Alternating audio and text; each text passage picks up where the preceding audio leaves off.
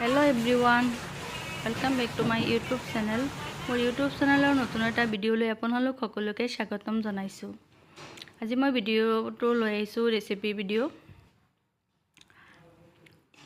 এতিয়ালে বলক ভিডিঅ'টো আৰম্ভ কৰো। মই আজি কেক বনাব লৈছো। কেক বনাবলৈ মই আজি মিক্সি ব্যৱহাৰ কৰিম। মিক্সি জাৰত দি দিছো কণী, ৰিফাইন আৰু চেনি।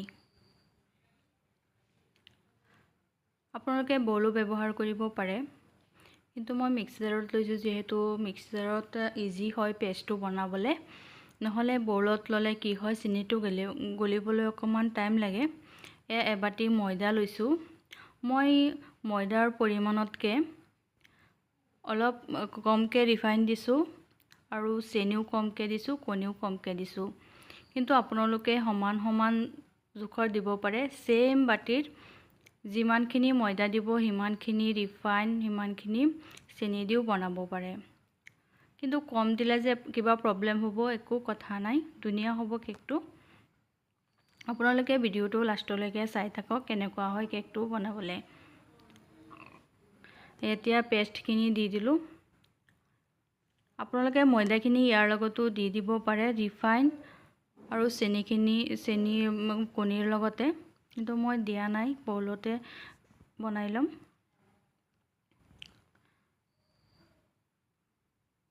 এতিয়া দি দিম ইয়াতে চকো পাউডাৰ।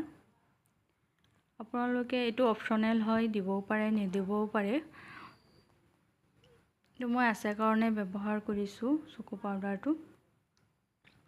কিন্তু আমি ভাবো যে যদি একে পৰিমাণৰ একে সমান জোখৰ নহয়, ৰিফাইন চেনি ময়দা যদি সমান জোখৰ নহয় তেতিয়া কেকটো নুফুলিব বা বেয়া হ'ব। তেনেকৈ একো নহয়, ধুনীয়া হ'ব কেকটো। চেনিটো কম দিলে কি হয় মিঠাটো অকমান কমি আহে, কিন্তু সমান জোখৰ চেনি দিলে মিঠাটো বহুত বেছি হৈ যায় কেকত। সেইটো কাৰণে মই কমকে দিছো।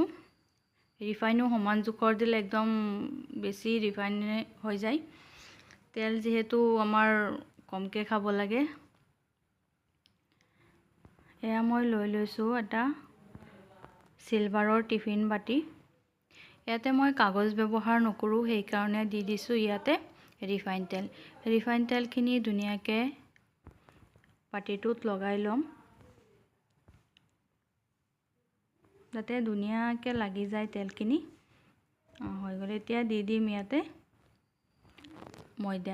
ময়দাখিনি ধুনীয়াকে ইয়াতে ভৰাই লম। কি হয় এনেকে দিলে কেকটো ধুনীয়াকে উঠি আহে, নহলে লাগি থাকে আৰু গামি যায়।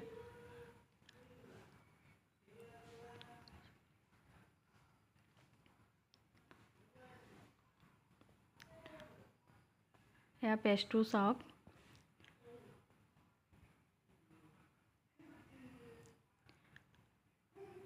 যেতিয়া এনেকুৱা হৈ আহিব তেতিয়া গম পাব যে পেষ্টখিনি কেকৰ কাৰণে একদম পাৰফেক্ট ৰেডি হৈ গ'ল।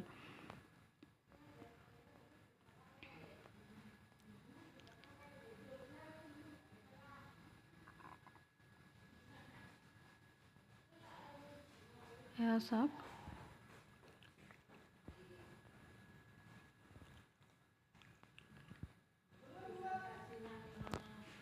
মই যেহেতু গেছতে বনাম সেইটো কাৰণে চচপেন এটা দি দিছো। চচপেনটো মই অকমান গেছটো বঢ়াই দিছো গৰম হ'বৰ কাৰণে, আৰু ইয়াতে দি দিছো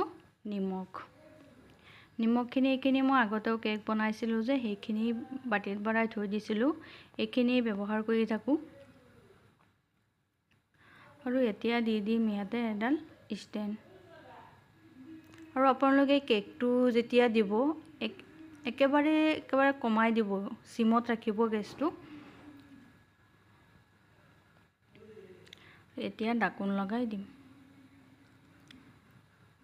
ঢাকন লগাই এনেকে 1 ঘণ্টাৰ কাৰণে এৰি দিব। এয়া কেক ৰেডি। মই ড্ৰাই ফ্ৰুটছখিনি দেখুৱা হোৱা নাই বাৰু, পাহৰি থাকিলো, কিন্তু পিছত বাৰু ওপৰে দি দিছিলো। এয়া চাওক ইমান ধুনীয়াকে ফুলিছে কেকটো, আৰু খাবলৈ বহুত টেষ্টি হৈছিলে। আৰু আপোনালোকে এনেকে ট্ৰাই কৰি চাবচোন।